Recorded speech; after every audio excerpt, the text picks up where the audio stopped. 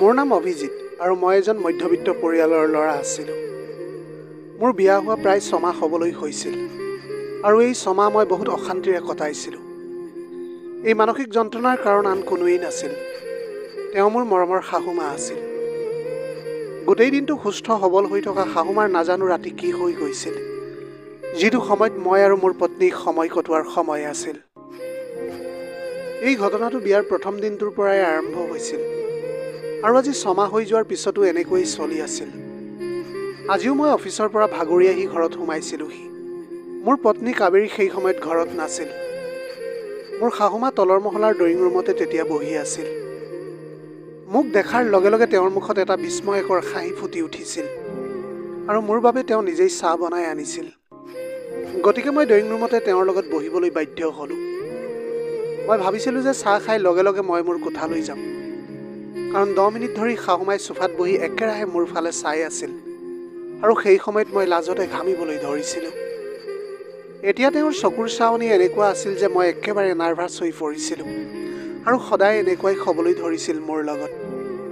যেতিয়াই মই তেওঁৰ সন্মুখত থাকোঁ তেতিয়াই তেওঁৰ চকুৰ চাৱনি সলনি হৈ যায়। তেওঁৰ মুখত এটা অদ্ভুত হাঁহি থাকে আৰু একো নোকোৱাকৈ মোৰ ফালে তেওঁ অনবৰতে চাই থাকে।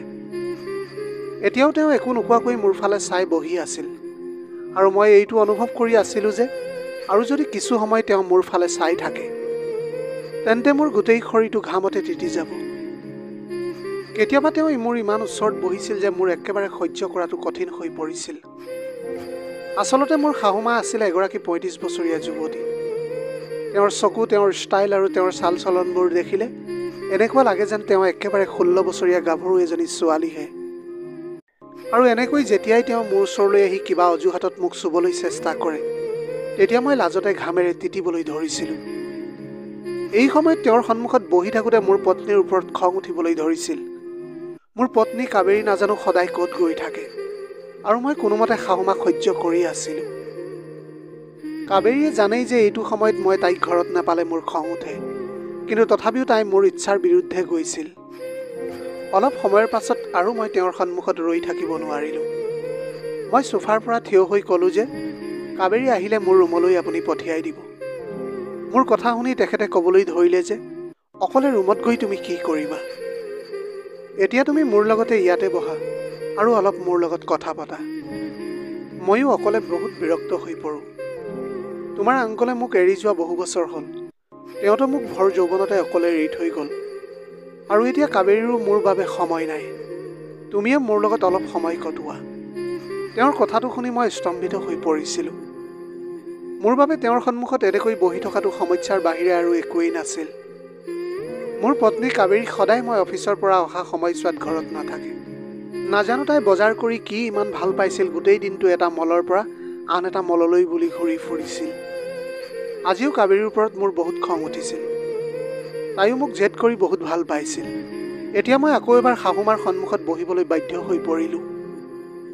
তেওঁ মোৰ শাহুমা আছিল আৰু আমাৰ বিয়াৰ আৰম্ভণিতে মই তেওঁক মা বুলিয়েই মাতিব বিচাৰিছিলোঁ, কিন্তু তেওঁ মোক ৰূপা আণ্টি বুলি মাতিলেহে ভাল পাম বুলি কৈছিল। তেওঁ তেতিয়া ক'লে যে মই ইমানো বয়সীয়াল নহয় আৰু মই তোমাৰ মাও নহয়। তুমি মোক আণ্টি বুলি মাতিলেহে মই ভাল পাম। এইটো সময়তে মই বুজিবলৈ পাৰিছিলোঁ যে মোৰ শাহুমাই এতিয়াও গাভৰু ছোৱালী হৈ থাকিবলৈ বিচাৰে। কিন্তু মই এইটো গম পোৱা নাছিলোঁ যে তেওঁৰ ভিতৰতো এজনী গাভৰু ছোৱালীৰ অনুভৱ এটা আছে। তেওঁৰ সৌন্দৰ্য, সাজ পোছাক একেবাৰে বিধৱাৰ দৰে নাছিল, বৰঞ্চ তেওঁ কাবেৰীতকৈ নৱবিবাহিত মহিলাৰ দৰেই দেখা গৈছিল। আধা ঘণ্টা তেওঁৰ সন্মুখত এনেকৈ বহি তেওঁৰ চাৱনি সহ্য কৰি থাকিলোঁ আৰু তাৰ পিছত যেতিয়া মোৰ সহ্যৰ সীমা পাৰ হৈ গ'ল, মই ক'লোঁ যে মই অলপ সময় জিৰণি ল'বলৈ বিচাৰোঁ। কাবেৰী নাজানো কেতিয়া আহি পাব, কিন্তু মই অফিচৰ পৰা আহি বহুত ভাগৰুৱা হৈ পৰিছোঁ।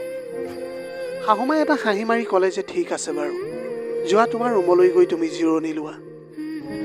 তেওঁৰ কথাটো শুনি মোৰ উশাহটো যেন ঘূৰি আহিছিল আৰু মই লগে লগে নিজৰ কোঠালৈ বুলি গুচি গ'লোঁ। বিচনাখনত পৰিয়েই এতিয়া মই ভাবিবলৈ ধৰিছিলোঁ যে ঘৰ জোঁৱাই হৈ থকাটো কিমান এটা কঠিন কাম। মোৰ মায়ে ঠিকেই কৈছিল যে ঘৰ জোঁৱাই হোৱাৰ পিছত মোৰ কোনো সন্মান নাথাকিব। মোৰ ঘৰ জোঁৱাই এতিয়া দাসত্বত পৰিণত হৈছিল, কাৰণ মই ইয়াত নিজৰ ইচ্ছামতে বহিবও নোৱাৰোঁ। মই সকলো কাম শাহুমাৰ ইচ্ছামতেই কৰিবলগীয়া হৈছিল আৰু সকলোতকৈ লজ্জিত মই তেতিয়া হওঁ যেতিয়া মই আৰু কাবেৰী ইজনে সিজনৰ লগত সময় কটাব বিচাৰোঁ আৰু মোৰ শাহুমাই তেওঁৰ ৰুমৰ পৰা ওলাই আহি আমাৰ ৰুমলৈ গুচি আহে। গোটেই দিনটো ঘূৰি ফুকি থকা মোৰ শাহুমাৰ নাজানো এই ৰাতিটো এনেকুৱা সময়ত তেওঁৰ হঠাতে কি হৈ যায়। তেওঁ ভৰিৰ বিষত ছটফটাই আমাৰ ৰুমলৈ আহে আৰু জোৰ জোৰকৈ আমাৰ দৰজাখনত টুকুৰিয়াবলৈ ধৰে। আৰু এনেকৈ যেতিয়ালৈকে কাবেৰীয়ে কোঠাৰ পৰা ওলাই আহি তেওঁৰ ওচৰলৈ নাযায় তেতিয়ালৈকে তেওঁ শান্ত নহয়। আৰু তাৰপিছত তেওঁ নিজেই আহি আমাৰ কোঠাত বহি যায় আৰু তাৰ পৰা উভতি যোৱাৰ কোনো নামেই নলয়। কাবেৰীয়ে কেতিয়াবা ভৰি দুখন মালিচ কৰি দিছিল আৰু কেতিয়াবা মূৰটোও মালিচ কৰি দিছিল। আৰু মই ৰৈ ৰৈ এনেকৈ শুই পৰিছিলোঁ। আৰু মই গমেই পোৱা নাছিলোঁ যে তেওঁ আমাৰ ৰুমত কিমান সময়লৈকে আছিল। মই শাহুমাৰ এই কাণ্ড কাৰখানাৰ পৰা বিৰক্ত হৈ পৰিছিলোঁ, কাৰণ তেওঁৰ বাবেই মোৰ আৰু কাবেৰীৰ মাজত কোনো সম্পৰ্ক হ'ব পৰা নাছিল। আমি একেলগে সময় কটাব পৰা নাছিলোঁ আৰু আৰামত বহি কথাও পাতিব পৰা নাছিলোঁ। মই এইটো বুজিব পৰা নাছিলোঁ যে আচলতে শাহুমাই কেনেকৈ গম পাইছিল যে কাবেৰী আৰু মই একেলগে প্ৰেমৰ কিছু মুহূৰ্ত কটাবলৈ বিচাৰিছোঁ। কিন্তু তেওঁ সদায় সঠিক সময়তে আমাৰ কোঠালৈ আহি পৰিছিল। আমি যেতিয়া ক'ৰবাত পাৰ্টিলৈ বা কেতিয়াবা ৰাতি বাহিৰত খাবলৈ যাওঁ তেতিয়াও তেওঁ আমাৰ লগতে ওলাইছিল আৰু তেওঁৰ আচৰণো কিবা আচহুৱা যেন লাগিছিল মোৰ। তেওঁৰ চকুজুৰি সদায় মোৰ ওপৰতে নিবদ্ধ হৈ থাকে আৰু মই নিজকে লজ্জিত অনুভৱ কৰিবলৈ ধৰিছিলোঁ। মই এতিয়া কাবেৰীৰ স্বাৰ্থতহে শাহুমাক সহ্য কৰি আহিছিলোঁ, কাৰণ মোৰ আৰু কাবেৰীৰ বিয়াখন বৰ কষ্টকৰ আছিল। কিন্তু মই নাজানিছিলোঁ যে বিয়াৰ পিছতো কাবেৰীৰ লগত মাকৰ দৃষ্টিৰ মুখামুখি হ'ব লাগিব মই। আৰু ঠিক তেনেকৈ এদিন ৰাতি শাহুমাই যেতিয়া আমাৰ ৰুমৰ দুৱাৰ টুকুৰিয়ালে, মই তেতিয়া খঙেৰে দুৱাৰখন খুলি পত্নীক এৰি থৈ শাহুমাৰ হাতত ধৰি ড্ৰয়িং ৰুমলৈ লৈ আনিলোঁ আৰু দৰজাখন বন্ধ কৰি দিলোঁ। কাবেৰীয়ে ভয়তে ড্ৰয়িং ৰুমৰ দুৱাৰত জোৰেৰে টুকুৰিয়াবলৈ ধৰিলে, কিন্তু আজি মই ৰৈ নাথাকিলোঁ। ডাঙৰ সৰুৰ সন্মান পাহৰি গৈছিলোঁ। শাহু জোঁৱাইৰ সম্বন্ধও মনলৈ অহা নাছিল। মোৰ শাহুমাইতো সদায় গাভৰু হৈ থাকিবলৈ বিচাৰিছিল। তেওঁৰ ভিতৰৰ আৱেগে আজি মোক এনেকুৱা কৰিবলৈ বাধ্য কৰাইছিল যি এজন ভদ্ৰ মানুহে ভাবিবও নোৱাৰে। 2 ঘণ্টা ধৰি মোৰ শাহুমাৰ লগত ড্ৰয়িং ৰুমতে দুয়ো আবদ্ধ হৈ আছিলোঁ আৰু কাবেৰীয়ে বাহিৰৰ পৰা জোৰ জোৰকৈ চিঞৰি আছিল, কিন্তু মোৰ খংটো ইমানতে সহজে আঁতৰি যোৱা নাছিল। 2 ঘণ্টাৰ পাছত যেতিয়া ৰুমৰ দুৱাৰখন খুলিলোঁ তেতিয়া মোৰ খংটো সম্পূৰ্ণ ঠাণ্ডা হৈ পৰিছিল আৰু শাহুমাই মনে মনে সোফাখনতে বহি আছিল। কাবেৰীয়ে ভিতৰলৈ সোমাই খঙতে মোৰ কলাৰত খামুচি ধৰিলে। এতিয়া তাই মোক অসন্মান কৰাৰ আগতেই মই তাইক সকলোখিনি কথা কৈ দিলোঁ, যিখিনি কথা হয়তো মই তাইক ক'ব নালাগিছিল। এইটো জানি আপুনিও আচৰিত হ'ব যে শাহু আৰু মোৰ মাজত কি হৈছিল। মই আৰু কাবেৰীয়ে একেখন কলেজতে পঢ়িছিলোঁ আৰু তেতিয়াৰ পৰা আমাৰ প্ৰেমৰ আৰম্ভ হৈছিল। মই এটা মধ্যবিত্ত পৰিয়ালৰ ল'ৰা আছিলোঁ, আনহাতে কাবেৰী বহুত ধনী পৰিয়ালৰ আছিল।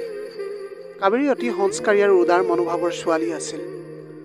কলেজত যদি মোৰ কিবা বস্তুৰ দৰকাৰ হৈছিল বা কোনো সহায়ৰ প্ৰয়োজন হৈছিল তেন্তে কাবেৰীয়ে মোক তৎক্ষণাত সহায় কৰি দিছিল। এতিয়া লাহে লাহে আমাৰ মাজত বন্ধুত্ব গঢ় লৈ উঠিবলৈ ধৰিলে আৰু মই কাবেৰীৰ প্ৰেমত পৰিবলৈ ধৰিলোঁ। কিন্তু ইচ্ছা কৰিও কাবেৰীক এই কথা ক'ব নোৱাৰিলোঁ, কাৰণ আমাৰ মাজত মৰ্যাদাৰ পাৰ্থক্য আছিল। আমি মধ্যবিত্ত মানুহৰ বাবে ধনী পৰিয়ালৰ ছোৱালী এজনীৰ প্ৰেমত পৰাটো বদনামী আৰু অনুশোচনাৰ বাহিৰে আন একোৱেই নাছিল। এইটো কথা ভাবি গোটেই এবছৰ পাৰ কৰিও মই কেতিয়াও কাবেৰীক মোৰ প্ৰেমৰ কথা ক'ব পৰা নাছিলোঁ। আৰু যেতিয়া আমাৰ বন্ধুত্ব এবছৰ পাৰ হৈ গ'ল, এদিন কাবেৰীয়ে মোৰ ওচৰলৈ আহি ক'লে যে মই তোমাক ভাল পাওঁ আৰু মই যে তোমাক কিমান ভাল পাওঁ সেয়া কেতিয়াও মই কথাৰে প্ৰকাশ কৰিবলৈ নোৱাৰোঁ। আজিলৈকে মই প্ৰথমে অপেক্ষা কৰি আছিলোঁ যে প্ৰথমতে তোমাৰ ভাল পোৱা মোৰ আগত তুমি প্ৰকাশ কৰিবা বুলি, কিন্তু এনে লাগে যেন তোমাৰ হৃদয়ত মোৰ প্ৰতি কোনো অনুভৱেই নাই।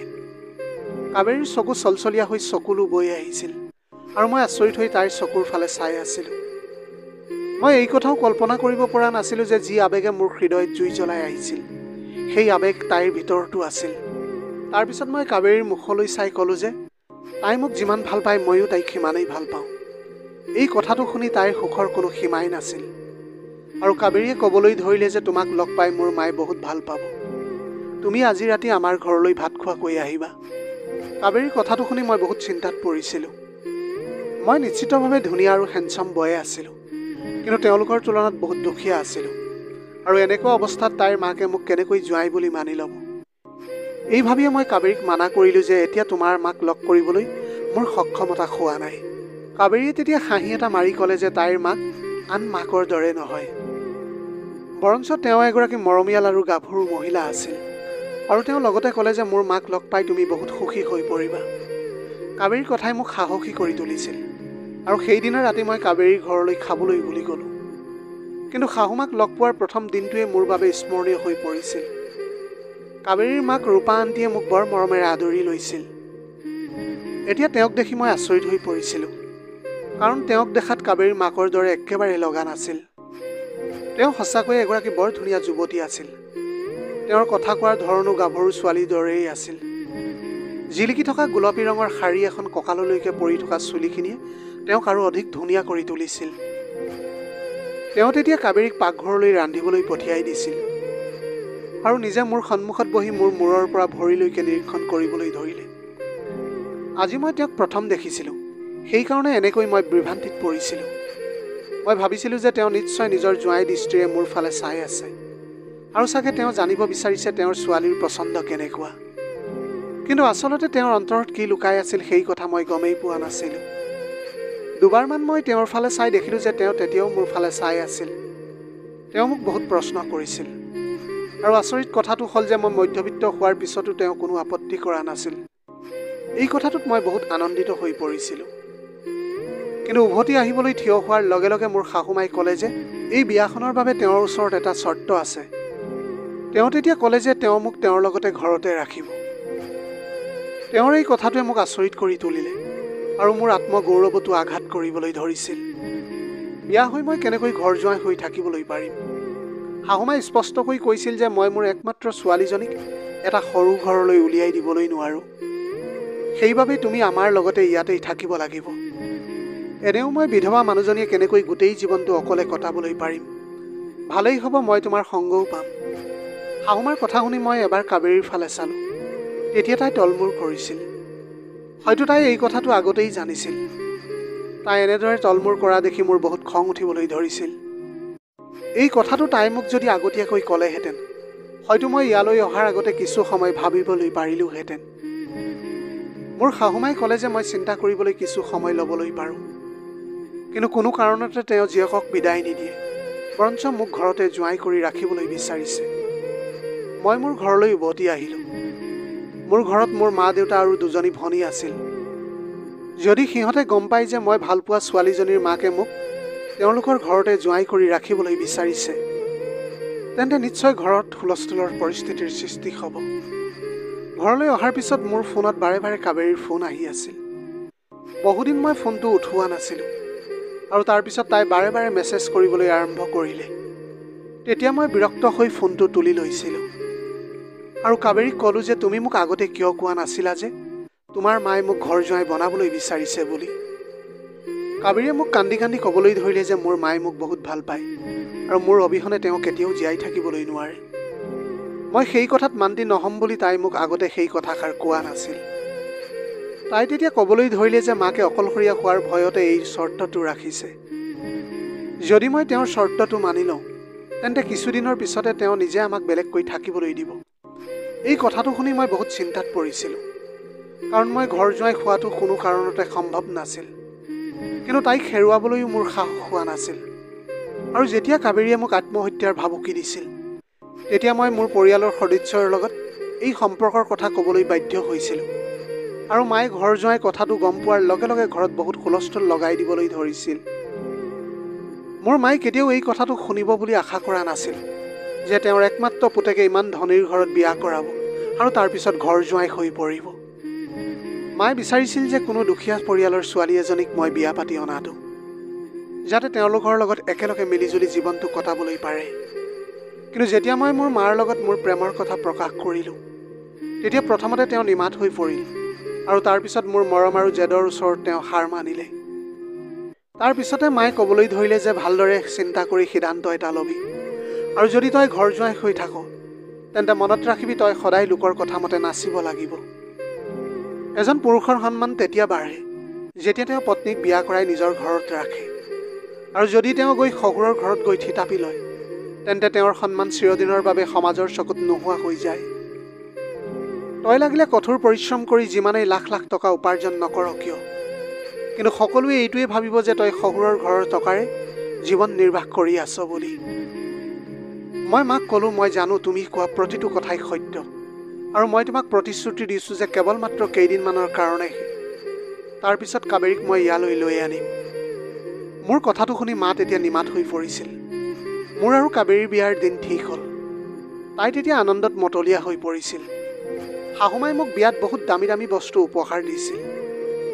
মই কাবেৰীৰ ঘৰত এইটো ভাবি থাকিলোঁ যে কেইদিনমানৰ ভিতৰতে মই মোৰ বুদ্ধিৰে শাহুমাক বুজাবলৈ চেষ্টা কৰিম, আৰু তেওঁ কাবেৰীক মোৰ লগত মোৰ ঘৰলৈ পঠিয়াই দিব। কিন্তু সেয়া কেৱল মোৰ মাত্ৰ এটা ভুল ধাৰণা আছিল। এতিয়া মোৰ শাহুমাই বিয়াৰ প্ৰথম ৰাতিৰ পৰাই মোৰ শান্তি নোহোৱা কৰি পেলাইছিল। মোৰ আৰু কাবেৰীৰ কোঠাৰ দুৱাৰ বন্ধ কৰিবলৈ ল'লেই মোৰ শাহুমাই তেওঁৰ ৰুমৰ পৰা আহি আমাৰ কোঠাত সোমাই লৈছিলহি। যেতিয়াই য'ত অলপ কাবেৰীৰ ওচৰ চাপি যাওঁ, নাজানো তেওঁ কেনেকৈ সেই ঠাইত লগে লগে উপস্থিত হৈছিলহি। তেওঁ থকাৰ বাবে মোৰ পত্নীৰ লগত কথা পতাটোও বহুত কঠিন হৈ পৰিছিল। মই বাধ্য হৈ বহুদিনলৈ এই সকলোবোৰ সহ্য কৰি থাকিলোঁ। কাবেৰীয়ে মাকক বহুত ভাল পাইছিল, যাৰ বাবে মই মনে মনে থাকিবলৈ বাধ্য হৈ পৰিছিলোঁ। লাহে লাহে কাবেৰীও মাকৰ এনেকুৱা আচৰণত বিৰক্ত হ'বলৈ ধৰিছিল, কিন্তু তাই মোক এই বিষয়ে কেতিয়াও একো খুলি কোৱা নাছিল। এনেইতো শাহুমাই গোটেই দিনটো ঘূৰি ফকিয়ে আছিল, কিন্তু সেইটো মই বুজি পোৱা নাছিলোঁ যে ৰাতি তেওঁৰ কি হৈছিল। এদিন মই জানি বুজি কোঠাটোৰ দুৱাৰখন বন্ধ কৰা নাছিলোঁ। হয়তো দুৱাৰ বন্ধ হোৱাৰ শব্দত তেওঁ গম পাই যাব বুলি। সেয়েহে দুৱাৰ বন্ধ নকৰাকৈ কাবেৰীৰ লগত প্ৰেমৰ মুহূৰ্তবোৰ কটাবলৈ ধৰিছিলোঁ। কিন্তু সেই সময়তে শাহুমাই দুৱাৰ খুলি আমাৰ ৰুমত সোমালহি। এনেকুৱা অৱস্থাত মোৰ চকুৰ সন্মুখতে তেওঁক দেখি মই লাজতে মৰি যোৱা যেন অনুভৱ কৰিছিলোঁ। মই অলপ গহীন গম্ভীৰ মানুহ আছিলোঁ, আৰু এই কথাটো মোৰ বাবে গ্ৰহণযোগ্য নাছিল যে মোৰ আৰু মোৰ পত্নীৰ মাজত কোনো তৃতীয় এজন ব্যক্তি অহাটো, লাগিলে সেয়া মোৰ মাকেই নহওক কিয়। সেই নিশা মই কেনেবাকৈ সহ্য কৰি থাকিলোঁ। কিন্তু কাবেৰীৰ লগত এই বিষয়ে মোৰ বহুত কাজিয়াৰ সৃষ্টি হৈছিল, আৰু মই তাইক মোৰ ঘৰলৈ লগত লৈ যাবলৈ বাধ্য কৰাইছিলোঁ। কিন্তু কাবেৰীয়ে ক'লে যে মাকৰ স্বাস্থ্য ভাল নহয়, আৰু তাৰপিছত পিছদিনাই যেতিয়া কাবেৰীৰ মাকে আকৌ এনেকুৱা এটা কাম কৰিলে, মই খঙেৰে কাবেৰীক এৰি মাকৰ হাতত ধৰি ড্ৰয়িং ৰুমলৈ লৈ গ'লোঁ, আৰু ভিতৰৰ পৰা দৰজাখন বন্ধ কৰি দিলোঁ। সম্পূৰ্ণ 2 ঘণ্টাৰ পিছত যেতিয়া ড্ৰয়িং ৰুমৰ দুৱাৰখন খুলিলোঁ, তেতিয়া মোৰ খংটো ঠাণ্ডা হৈ গৈছিল। কিন্তু দুৱাৰৰ বাহিৰত 2 ঘণ্টা থিয় হৈ থকা কাবেৰীয়ে খঙেৰে কোঠাৰ ভিতৰত সোমাই মোৰ কলাৰত ধৰি মাক কি কৰিলা বুলি চিঞৰিবলৈ ধৰিলে। মই তেতিয়া নিজে কাবেৰীৰ হাতখন আঁতৰাই ক'লোঁ, তোমাৰ মাকেই সোধা আমাৰ মাজত কি হৈছিল। কাবেৰীয়ে তেতিয়া মাকৰ ওচৰত বহিলহি, আৰু মাকক সুধিবলৈ ধৰিলে যে মা, তুমি ঠিকেই আছানে? অভয় তোমাৰ লগত কিবা কৰিলে নেকি? কাবেৰীৰ এই কথাত মই হাঁহি এটা মাৰি ক'লোঁ যে মোক সোধা মায়ে তোমাৰ লগত কি কৰিলে, কাৰণ তোমাৰ মায়ে মোৰ লগত নহয় তোমাৰ লগতহে বেয়া কাম কৰিছে। এতিয়া তেওঁ নিজেই তোমাক সকলো কথা ক'ব। কাবেৰীয়ে তেতিয়া আচৰিত হৈ মোৰ ফালে চাবলৈ ধৰিলে, আৰু তাৰপিছত মাকক ক'লে যে এতিয়া তুমিয়ে কোৱা এইবিলাক তেওঁ কি কৈ আছে। আৰু তাৰপিছত ৰূপা আন্তীয়ে, অৰ্থাৎ মোৰ শাহুমাই সকলো কথা ক'লে। সেই কথা তাই শুনি স্তম্ভিত হৈ পৰিছিল। তেতিয়া শাহুমাই কৈছিল যে কাবেৰীৰ বয়স যেতিয়া 2 বছৰ আছিল, তেতিয়া তাইৰ দেউতাকৰ মৃত্যু ঘটিছিল, আৰু সেইদিনাৰ পৰাই মোৰ শাহুমাই তাইক ডাঙৰ দীঘল কৰি আহিছিল। শাহুমাৰ বয়সটো কম আছিল যদিও কাবেৰীৰ কথা চিন্তা কৰি তেওঁৰ পুনৰ বিবাহত নবহিলে। সময় আৰু পৰিস্থিতিয়ে তেওঁক কাবেৰীৰ ইমান ওচৰ চপাই আনিছিল যে এক মুহূৰ্তৰ বাবেও কাবেৰীৰ পৰা আঁতৰি থাকিব পৰা নাছিল। তেওঁ অতি কষ্টেৰে কাবেৰীক পঢ়া শুনা কৰিবলৈ দিলে, আৰু যেতিয়া কাবেৰীয়ে ক'লে যে তেওঁ বিয়া কৰাই জীৱনত আগুৱাই যাব বিচাৰে, তেতিয়া তেওঁ এই কথাটো সহ্য কৰিবলৈ নোৱাৰিছিল।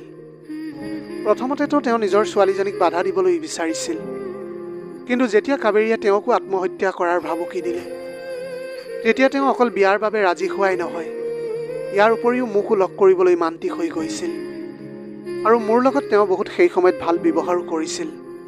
লগতে তেওঁ এইটো চৰ্ত ৰাখিছিল যে তেওঁ মোক ঘৰ জোৱাই কৰি ৰাখিবলৈ বিচাৰিছে, কাৰণ তেওঁ কাবেৰীক কেতিয়াও অকলে এৰি দিবলৈ নিবিচাৰিছিল।